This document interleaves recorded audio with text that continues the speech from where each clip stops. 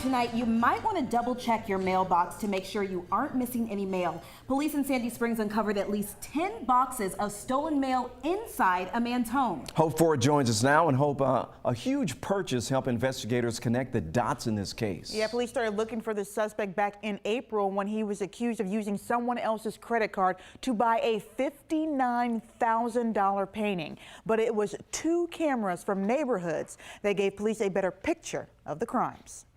Could this man be responsible for theft and fraud across the country? They may take on, federal implications. We got a lot of work to do. Sandy Springs police were investigating 2 stolen packages from homes in the same area. One homeowner's camera caught the suspect, another got his license plate, and a traffic stop by police yielded much more. The driver initially gave a fake name, presented a Michigan driver's license, all fraudulent. The driver, identified as Matthew Robert Brown, was not only the suspected porch pirate, but also the person suspected of multiple other crimes. Police found 8 credit cards and 17 pieces of mail in other people's names inside Brown's car. He was also wanted by Atlanta and Fulton County Police for identity theft, fraud, and burglary. And it doesn't stop there. Police executed a search warrant for Brown's house and found a shocking amount of evidence. End up finding boxes and boxes and boxes of documents, paperwork, in other people's names. This picture of the evidence, according to Sergeant Sam Worsham, only shows a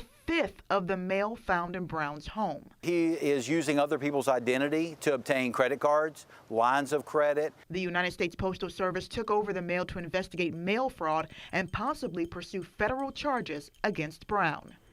And Brown has 34 charges against him right now. Sandy Springs police looking to see if there are any additional victims in our area. So police want people in this area to check their credit and call police if you think you might be a victim.